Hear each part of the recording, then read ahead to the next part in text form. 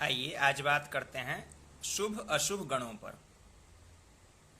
अक्सर जब भी वर्णिक गणों की चर्चा होती है, यगण, मगण इत्यादि की, तो हम लोग सुनते हैं कि अमुक गण शुभ है, अमुक गण अशुभ है।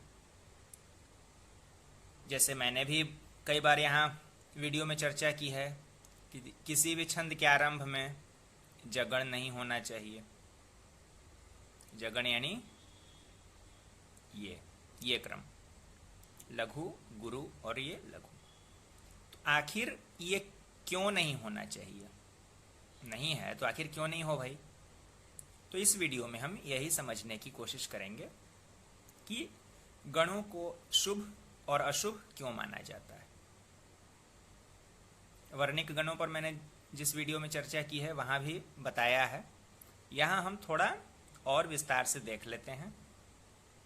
विशेषकर इस वीडियो का विषय यही रहेगा। चलिए देखते हैं।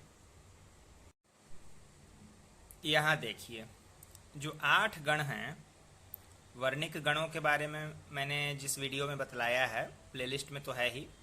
अगर आप में से किसी को वर्णिक गणों के बारे में बिल्कुल भी जानकारी नहीं है तो इस वीडियो को देखने से पहले प्लेलिस्ट में जाकर वर्णिक गणों वाला वीडियो देख लीजिएगा।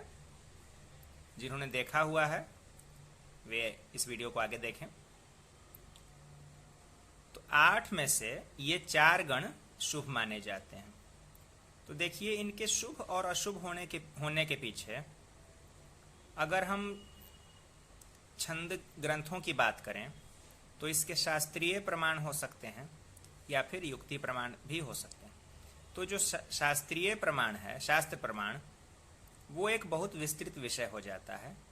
उसमें धार्मिक रूप से बताया गया है कि इन गणों को शुभ क्यों माना जाए और बाकी 4 गणों को अशुभ क्यों माना जाए। यहाँ पर हम युक्ति प्रमाण की अगर चर्चा करें तो आप स्वयं देखेंगे कि जो मगण है इसमें 1, 2, 3 जो 3 वर्ण हैं, तीनों ही गुरु हैं। इसका मतलब हुआ कि इसमें बिल्कुल बल एक समान चल रहा है। तो उच्चारण में ये कहीं अटकाएगा आपको नहीं, या फिर कोई कष्ट नहीं होगा आपको इसका उच्चारण करने में। अगर छंदों का आरंभ इससे हो रहा है तो कहीं पर भी अटकाव, ठहराव या फिर उच्चारण में किसी तरह की कोई दिक्कत नहीं आएगी, इसलिए इसको शुभ कहा जा सकता है। इसी तरह नगण, तीनों ही वर्ण जो नगण के अंतर्गत आते हैं वो लघु होते हैं। यहाँ भी बिल्कुल एक समान बल है। भगण 1 गुरु और उसके बाद 2 लघु। तो यहाँ भी एक क्रम बनता है और बल संतुलित रहता है। बल का मतलब है जो उच्चारण के समय हमको जो प्रयास करना पड़ता है वो। यगण 1 लघु के बाद 2 गुरु तुरंत आ रहे हैं, तो यहाँ भी बल का संतुलन है। अब जब हम अशुभ गणों को देखेंगे तो पाएंगे कि इसके ठीक विपरीत स्थिति वहां पर बनती है। अब यहाँ देखिए, जिन गणों को अशुभ माना गया है हम उनकी बात करते हैं। जगण, रगण, सगण और तगण, इनको अशुभ गण कहा जाता है। जगण में देखिए, जो इसके 3 वर्ण होंगे, पहले लघु, फिर गुरु और फिर से लघु। यहाँ जो उच्चारण में लगने वाले बल का संतुलन है वो कमजोर पड़ जाता है। उसी तरह से हम रगण की बात करेंगे, पहले गुरु, फिर से नीचे लघु और फिर से गुरु। यहाँ भी वही स्थिति बन रही है, बल का संतुलन यहाँ कमजोर हो रहा है। सगण की अगर हम बात करें तो लघु के बाद अचानक से एक गुरु वर्ण आता है जो कि बल को न्यून करता है। तगण में 2 गुरुओं के बाद बिल्कुल यही स्थिति विपरीत हो रही है। 2 गुरुओं के बाद अचानक से उतरना पड़ता है नीचे, तो यहाँ भी बल न्यून है। तो इस कारण इनको अशुभ गण माना गया है। देखिए, नियम यही कहता है कि हर एक छंद, जैसे अगर आपने कोई पुस्तक लिखी और उसमें कई सारे छंद हैं, तो प्रत्येक छंद का आरंभ शुभ गणों से ही हो, अशुभ गणों से नहीं हो। लेकिन जो आजकल एक परंपरा बनी हुई है उसमें भी, या पहले भी देखते हैं हम, तो ये जो जगण है ना, जगण, इसको सबसे ज्यादा छोड़ने लायक माना गया है। इससे आरंभ नहीं करना है, क्योंकि सबसे ज्यादा डिस्टर्ब यही करता है। किसी भी छंद में अगर आपने शुरू में इसको, जहां हाँ एक सवैया भी होता है जो कि बिल्कुल जगन पर ही चलता है, वहां की बात और है। कई सारे छंद ऐसे हो सकते हैं जिनमें आरंभ में जगन आ रहा हो,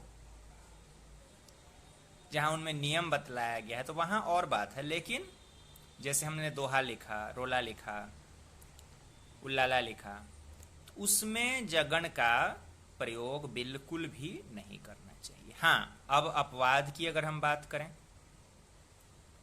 अपवाद की अगर हम बात करते हैं, तो अगर जगन के रूप में कोई मंगल सूचक शब्द आ रहा है तो जगन लाने में कोई दिक्कत नहीं है। जैसे आपने लिखा महेश, शंकर भगवान, तो अगर किसी छंद का आरंभ इस महेश शब्द से आपने कर दिया, कोई दिक्कत नहीं है।